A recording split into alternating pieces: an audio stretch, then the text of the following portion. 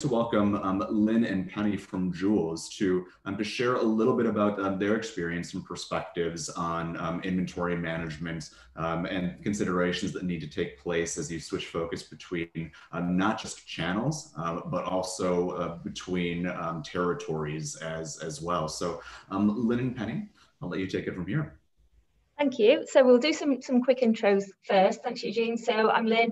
So I work for Jules looking after retail and people. So that means I'm accountable for the stores and shows, channels, and our HR team as well. Penny, I'll let you intro yourself. Hi, thanks, Lynn. I'm Penny. I'm the commercial and wholesale director for Jules. So I look after all of the buying, merchandising, technical sourcing teams, as well as wholesale and partnerships and licensing. Just a small amount. So we thought today we do three things: give a quick intro to Jules and who we are, what we do, really share our experiences navigating the last 12 months, linked very much to what some of the other speakers have talked about. And then I think link back to some of the things we've talked about already this morning in terms of our perspective on how we set ourselves up and the role of digital in that. So just briefly on Jules, so we're a lifestyle brand, and it's really important that we focus on the fact we're a brand and not necessarily a retailer in its own right. We didn't start off as a bricks and mortar retailer, and I think that's helped us along the way. So the business started at country shows, developed into wholesale, and actually physical retail came later. Today we operate across a number of channels. So we still operate wholesale, which is a really big area of our business, from independent stockists through to larger brands, partnerships with the likes of Next Online, John Lewis, we've mentioned already, or someone has for us, Marks and Spencer's, which is great news for us this week. But we also operate a licensing partnership, as Penny's alluded to, across a number of categories. We do have physical retail, located in places where we think that makes sense and in formats that make sense, and most recently we've gone into centre parks as an example of that. We have our e-com channel, direct to customer. We have a marketplace platform of our own called Friends of Jules, which is a beautifully curated bunch of sellers that resonate with our Jules customers. We recently acquired Garden Trading, which is another part of our group now, to really help us to stretch our categories and connect with our customers even more. We operate across, we've still got shows, I should mention that as well. So we still run shows, equestrian events, country shows and the like. And we operate across a number of territories. You know, some of those key ones being the USA, France, Germany. So to give you a bit of context, you know, the business has been multi-channel for a long time. We are genuinely channel agnostic, but we absolutely recognise that continued focus on digital, and actually how particularly our physical retail channel acts as an enabler to driving customers to our online channel and creating more significant lifetime value. So in stores for us, it's about brand awareness, attracting new customers, helping our people to really connect with our brand in that physical sense, but very much encouraging them then to move online or into any other channels, because we really don't care where they shop our brand as long as we're delivering for them. So that's a bit of context on Jules, and I've probably forgotten a few things that Penny might want to add, but it's probably useful for Penny to start to talk about some of the ways we've navigated the last 12 months and pick up on some of those conversations about inventory management and how you operate across channels. Thanks, Lynn. And I think with that intro, you can guess that we've been really quite busy over the last 12 months, particularly with some of those new acquisitions and partnerships. And I think, look, linking back into what's already been said, I think obviously it's been very challenging the last 12 months, but the trend has really come towards us as a brand. And I think particularly linked into our multi-channel approach, we've been able to really leverage online, and not just our own platform, but also our partnerships. So partnerships with Next, and yesterday we launched on M&S as just two examples. And I think that's really allowed us to leverage the strength of brand even more than perhaps we would have done a couple of years ago, actually.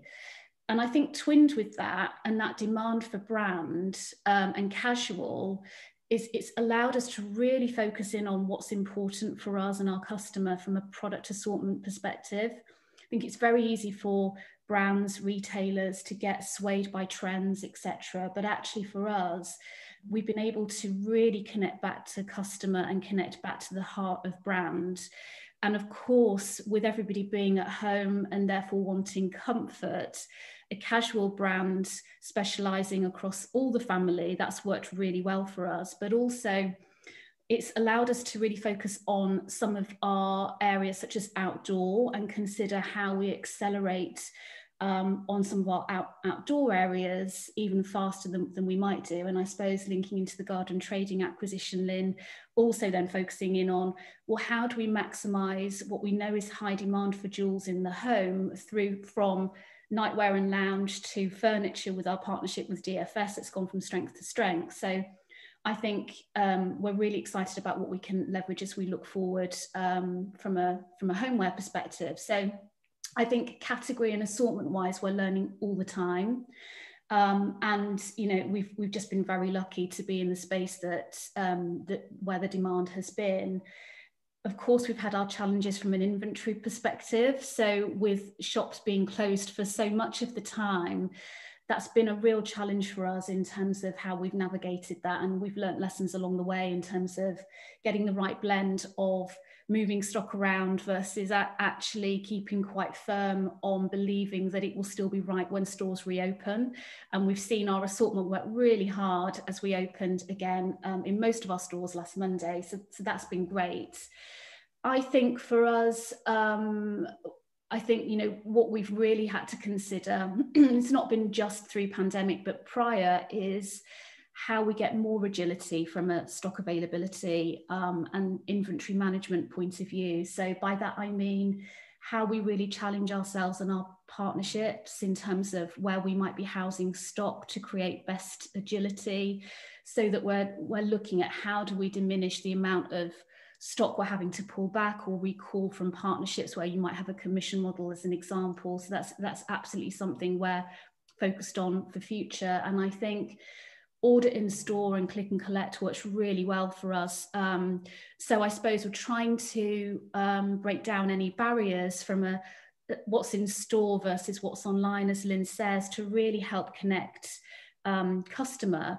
But I think, you know, there's ever more to do in that space for sure from an inventory perspective.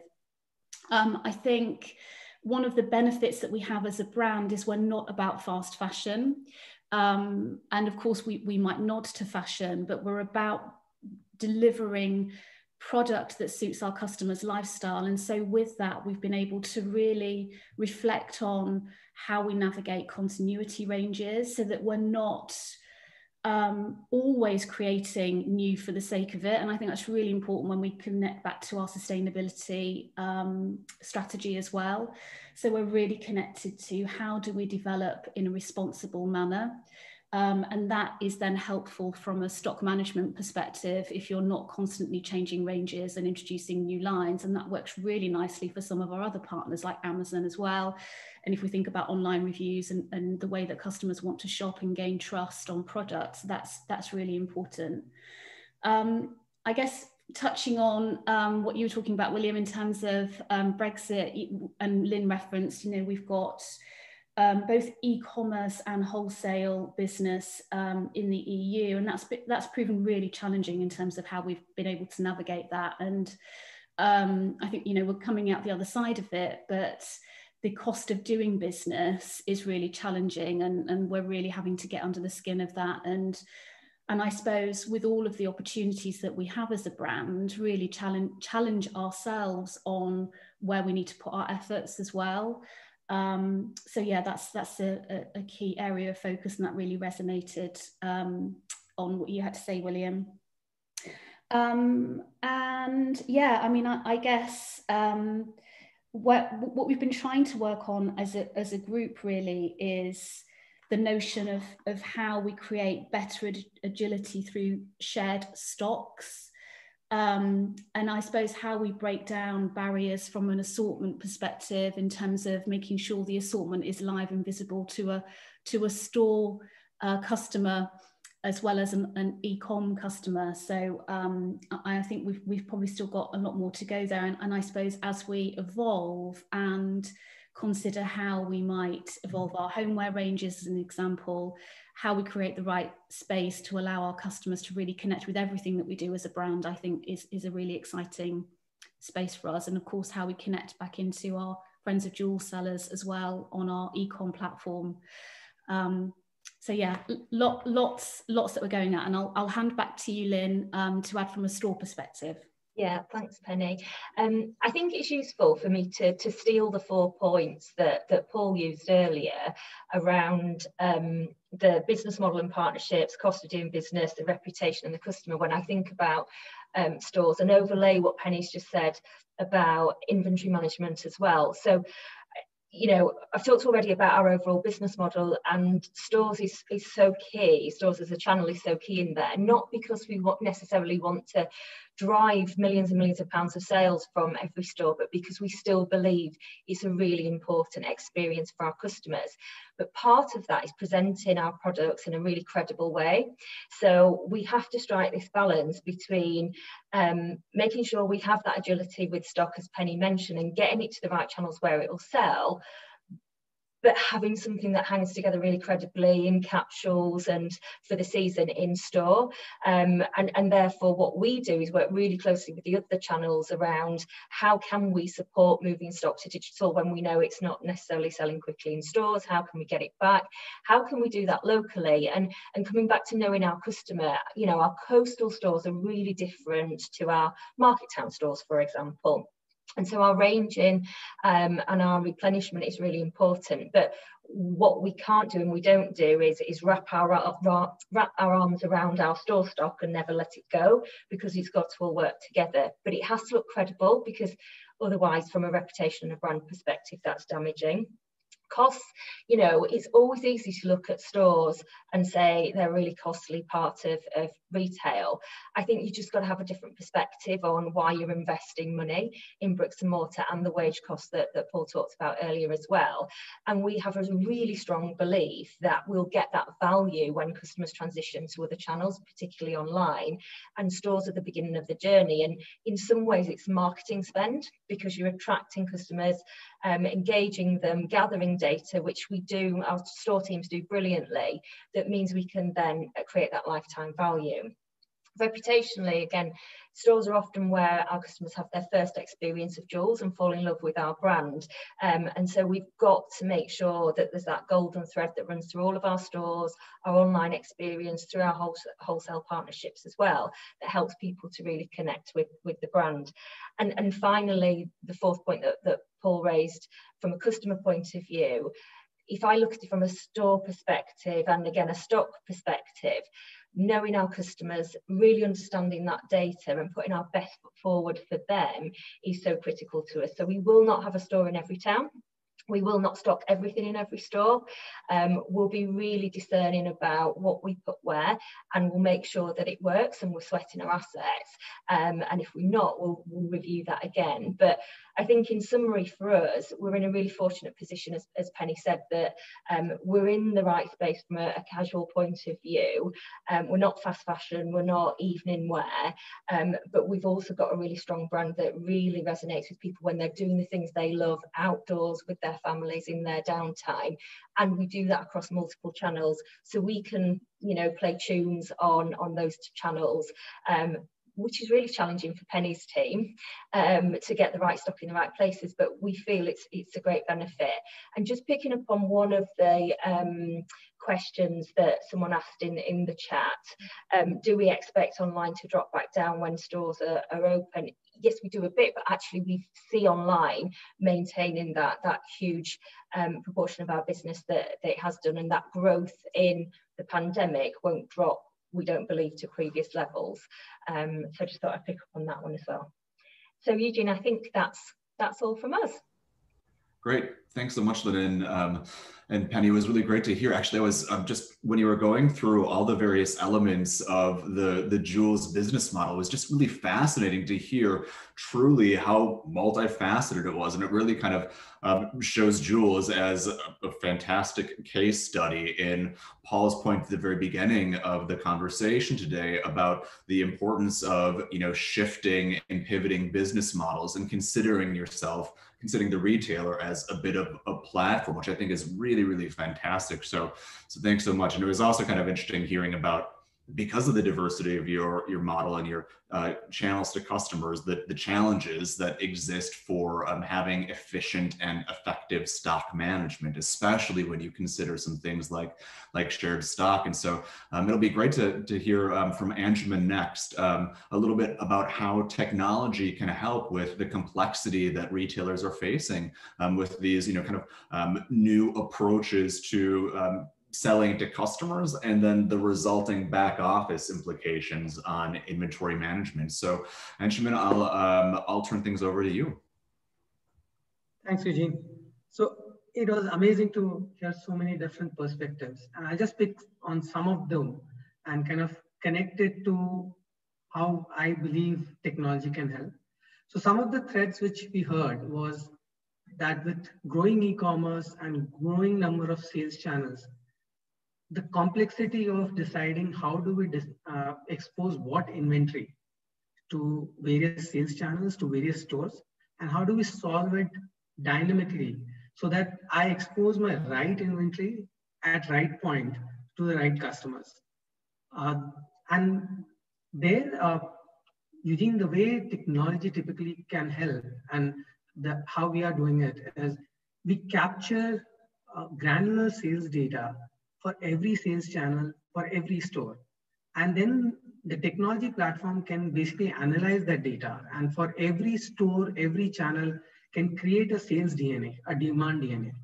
That, okay, for my stores which are near shores, what kind of demand pattern I am seeing? What kind of product categories are selling?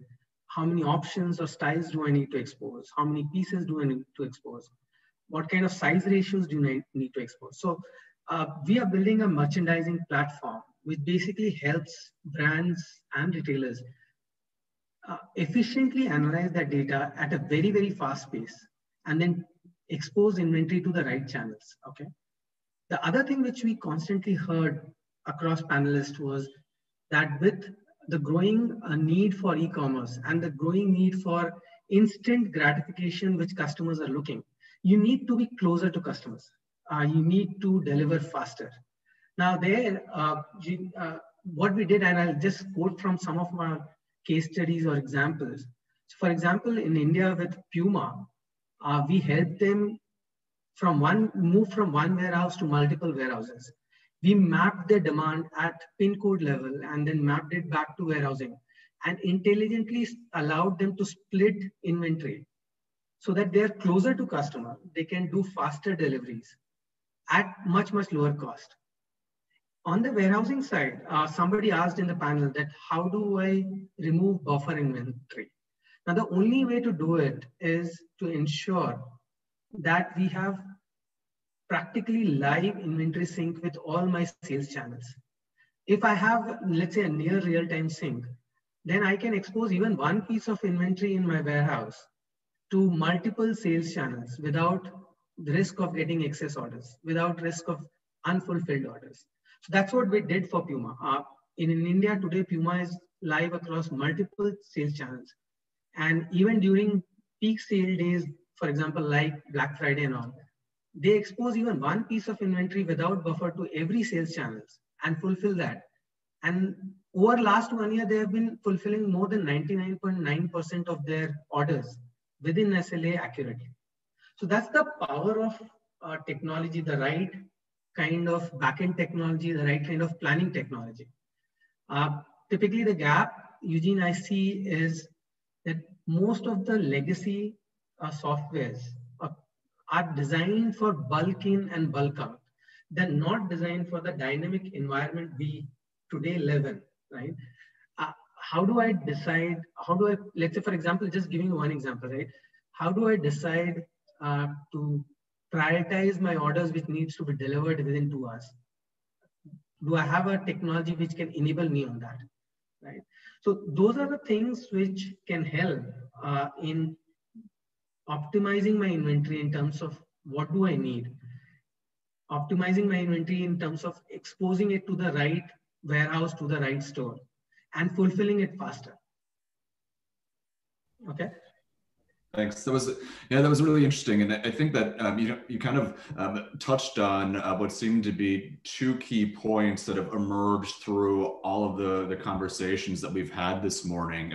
There's a focus on fundamentals, so the back office technology and processes that you need to run a retail business, but also the importance of adaptability, and so the ability to change and evolve, due to the shifting conditions in the market. And that was definitely, those were definitely two key themes that were across all the talks. So just a quick recap of the speakers that we've had this morning, starting off with Paul Martin from KPMG, talking about, the evolution from retail. So retail coming obsolete to consumer commerce. Talking to Mark about from Kingfisher about how stores can act as mini warehouses, but also the importance of some underlying fundamentals like search engine optimization, right? We also heard from Will Bailey from the British Retail Consortium about some of the unique impacts of Brexit to the retail vertical. Paul Cooper from N. Brown about acceleration and innovation and the importance of e-com platforms being able to platforms being able to support, shifting business models. And then Lynn and Penny from Jules, and finally Anshuman, your talk. So I think there's definitely been a lot of different topics that we've discussed today, but those two key takeaways on adaptability and fundamentals, I think are really interesting. And so, that's kind of wrapping up the conversation today. We do have one more quick poll that we'll post to ask everyone about the percentage of orders that might be fulfilled within your service level agreements at your company. Just kind of the result of having inventory in the right place at the right time. So it'd be great if you could just take a moment to respond, and you'll be able to see the collective results as well. I'd like to thank all the panelists for taking the time to join the conversation today. So thanks again. It was really great to hear from you. And with that, I will turn things over to Sandeep to wrap us up.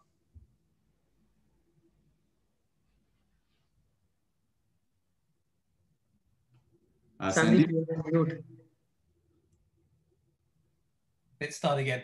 Thank you very much, Eugene, and thank you for doing a great job with moderating this event today as well. Thank you all for joining us. I hope you've picked up a lot. I think some marvelous insights were shared here today by such a diverse panel from lots of different sort of perspectives. If there's something you'd like to learn more about, if you'd like to reach out to one of the panelists, let us know and we can facilitate the relevant introductions. This session was recorded, so it will be available as a video recording to yourselves. There will also be a summary of the event done as well, so look out for that. But with that done, I think thank you again for the panelists for such a marvelous job and marvelous insights that you've shared with everyone, and look forward to working with you again. And yep, thank you very much.